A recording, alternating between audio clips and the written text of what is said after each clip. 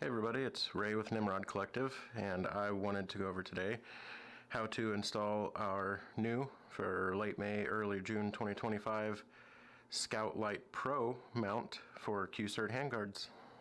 Alright, over at the bench, got everything kind of laid out for you. Up here is what's going to be included in the package. You got your SureFire Scout Light Pro mount right there. It's going to come with your Q-Sert mount bolt, which is what it uses to attach to the handguard itself, and then a card with the fastener torque for this Q-Sert mount bolt and everything on there.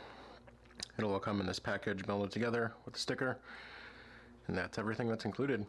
So let's go over install.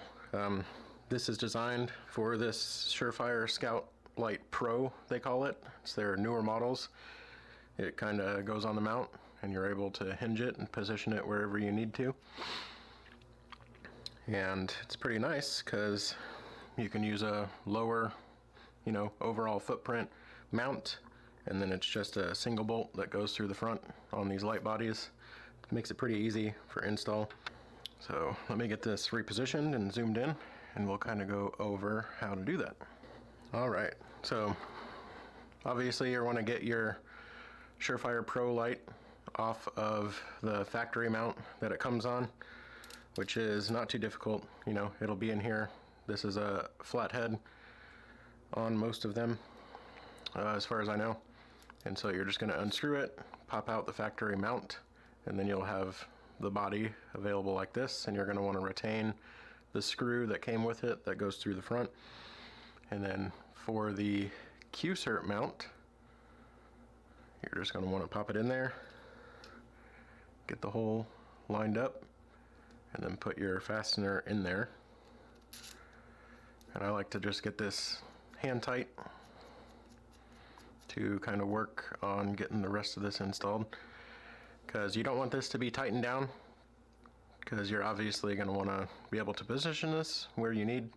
So I like to just get it hand tight, that way it's loose, and then you can kind of get the rest of the mount installed on the handguard and then do your final positioning. So underneath of this, you can see that there are 2 ears, and so they're just designed to sit on either side of your Qsert insert in the handguard.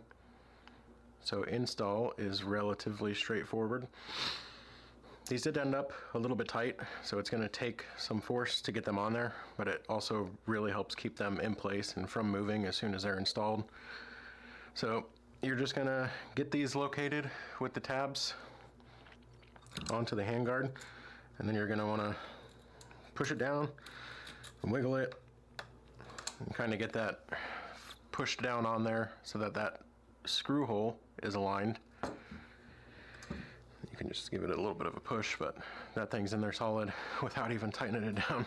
If you really need to, you could file down those ears a little bit if you're worried about contact with the handguard.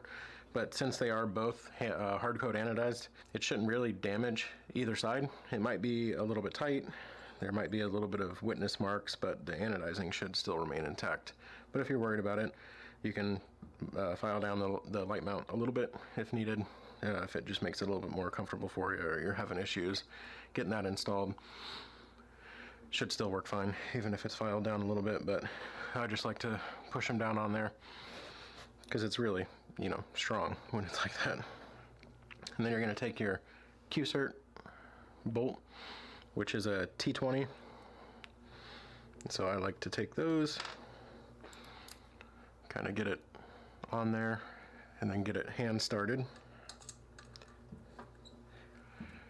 One thing to note is you're going to want to make sure whatever bit or tool that you're using to get this in doesn't interfere with the light body or anything, because if this starts getting pushed off either side when you go to install this, it could cross thread.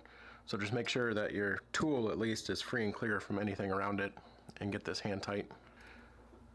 So you should be able to work on getting it hand tight, and you'll kind of feel it pull the mount closer to the handguard, since it is a bit of a tight fit, like I had mentioned.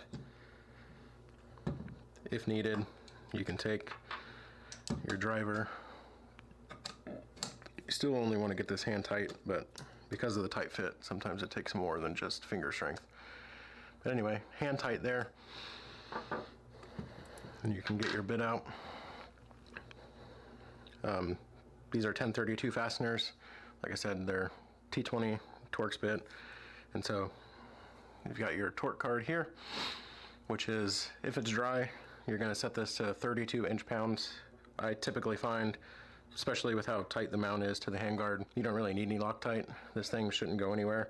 If you want to add a little bit of Loctite just for the added peace of mind, you can, but there will be a lower torque value at the bottom of this card for wet torque, which includes, thread locker and things like that. So if you're going to use a thread locker, definitely use that lower torque value. Since I'm installing this dry, if you want to install it dry, use the 32 foot-pounds. So you can get your torque driver set to 32 inch-pounds, get the bit in there, and then same thing here.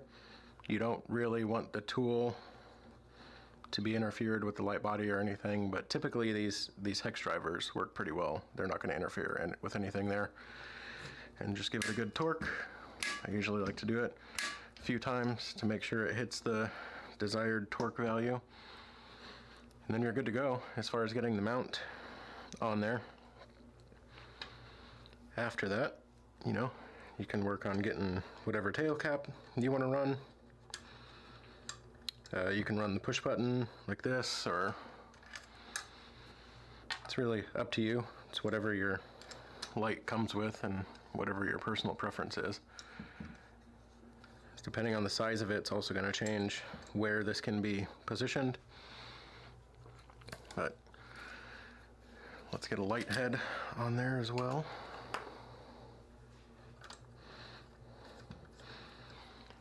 And then depending on, where you want to run these on the handguard, they don't have to be so far forward. If you have a longer handguard, they can be anywhere on it. You can run these further back. Depends on what you want to do.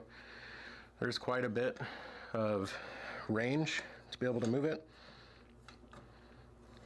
It's almost 180 degrees. I couldn't tell you exactly how far side to side it is, but it's fairly close to the original mount that these come with for M-LOK and Picatinny. It gives you plenty of range of motion and movement to adjust. The only things you're going to want to watch out for is, if you have a full-length Picatinny on top, you're going to have to position it to wherever you need to avoid fitment issues there. And then also, these things can get pretty close to your muzzle device. So if you want to run suppressed, I would put the suppressor on there and then get this positioned where you need or where you want before you tighten this bolt down. But as soon as you have this thing positioned wherever you want so that you avoid any interference issues or anything like that, you can just get that cross bolt that goes through the mount tightened down. Typically you want to do this without the light head, so it's good to just remember about where the positioning needs to be, get the light head off. And then, like I said, this is just a flat head on these typically. I think there are some variations available that have hex or Torx, but whatever yours uses, just get that tightened down in whatever position you want. If SureFire has a factory torque value for that, I would use that. Usually I just go pretty hand tight because that locks it down pretty good. I mean, unless this thing takes an impact, it's not going to move easily. But you can get that tightened down, and then you can get your light head back on there. And then you'll be good to go. It's set where you want it. There's plenty of range to adjust it if you need. Pretty straightforward install overall. If you're seeing this video and you don't have one yet, you can check me out at nimrodcollective.com. QR code should take you there, or you can just go to nimrodcollective.com. That's where you can pick one of these up. If you're interested, my contact information is also on there. If you have any questions and want to reach out about anything, I will assist where I can. But you can check everything else out on the website, and I appreciate you watching. Thank you.